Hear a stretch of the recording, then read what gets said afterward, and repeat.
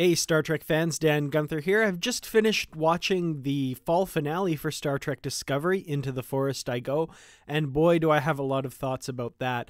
But first, before I finish my review of the episode, I wanted to make a quick video about a fan theory that's floating around out there that I initially put in the same category as really wild fan theories like Jar Jar Binks is a Sith Lord, and just really out there theories like that. But one that with this episode, I really want to come back to because I think it might be true. Is Captain Lorca actually from the Mirror Universe? Alright, so let's take a look at some of the evidence that people have come up with to support this particular theory.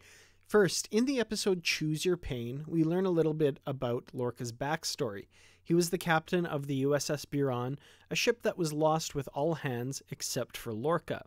Some people who push the Lorca is from the Mirror Universe theory say that this may be when the switch occurred. Prime Lorca actually did go down with his ship, and the Lorca we have seen throughout the series so far is in fact from the Mirror Universe. There's no evidence for this one in particular, it's just a moment that some fans have pinpointed as a possible moment when the switch could have occurred. In the episode Lethe, we get an interesting exchange between Lorca and Admiral Cornwell. They reminisce about old times, but interestingly, it's Cornwell who is doing all of the reminiscing, with Lorca only nodding along. Nothing like a single malt, straight from the motherland.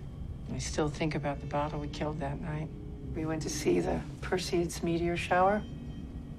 You don't remember? No, I was just thinking how long ago it seems. Later, they end up in bed together, and Cornwell notices scars on Lorca's back, scars that she very obviously appears unfamiliar with. When she startles him awake, we get this exchange. You sleep with the phaser in your bed, and you say nothing's wrong. All these months, I have ignored the signs, and I can't anymore.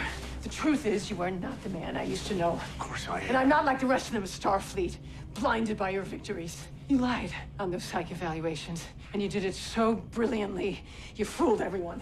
Perhaps her observations about Lorca are just due to his PTSD, or maybe Cornwell is more correct than she realizes.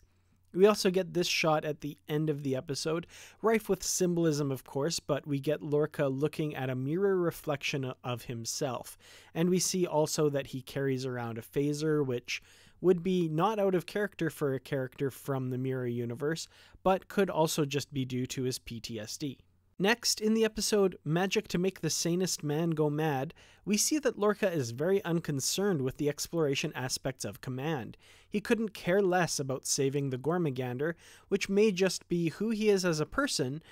Ignoring our duties would put us in direct violation of established laws and subject our captain to court-martial. Let's beam this thing into the shuttle bay and drop it off at the nearest sanctuary as soon as we can. Captain, I'd like to run point on this, sir. As science specialist, I'm the most qualified to handle the needs of this creature. I don't give a damn. I just want it done. I request security oversight of the operation, Captain. I still don't give a damn. Go. Or possibly the importance he sees in fighting the war over Starfleet's other duties, or it may be evidence that he is from a place and part of an organization that does not care about such things at all. And finally, the most recent episode, Into the Forest I Go, which has the most compelling evidence so far.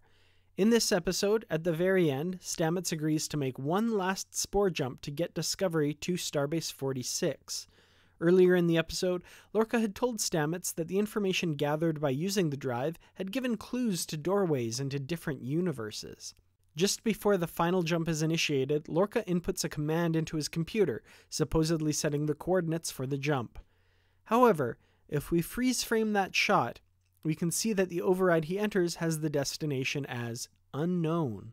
I believe that he may be using the information from the earlier jumps to break through the barrier between different universes to take Discovery to an alternate reality.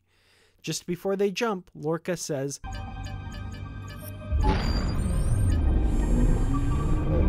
Let's go home. Discovery finds itself in an unfamiliar location, the starbase is nowhere to be seen, and no one seems to be able to figure out where they are. Lorca seems just as confused as everyone else, demanding that they try and figure out where their location is. However, he may just be playing along to cover the fact that he has brought them there himself. Or possibly he had the intention of bringing them somewhere else entirely, and this is a mistake. Either way, we won't know until January 7th when the show comes back. Now, of course, this all rests on the assumption that where they end up at the end of the episode is in fact the mirror universe, which is something that we don't know for sure. We do know, thanks to some loose lips from Jonathan Frakes, that Discovery is doing at least one episode set in the famous mirror universe. Also, note that the next episode after the hiatus, titled Despite Myself, is in fact directed by Frakes. That title may also provide an additional clue. So what do you all think? Is it possible that Lorca is from the mirror universe? As I said, I initially didn't believe this one at all, but it's starting to creep into the possibility column for me. Let me know your thoughts in the comments. Thank you so much for watching. You can find me on Facebook, Twitter, and Instagram. Links are all in the description below. I look forward to seeing you all in the next video, which should be a review of the fall finale, Into the Forest I Go. Until then, live long and prosper.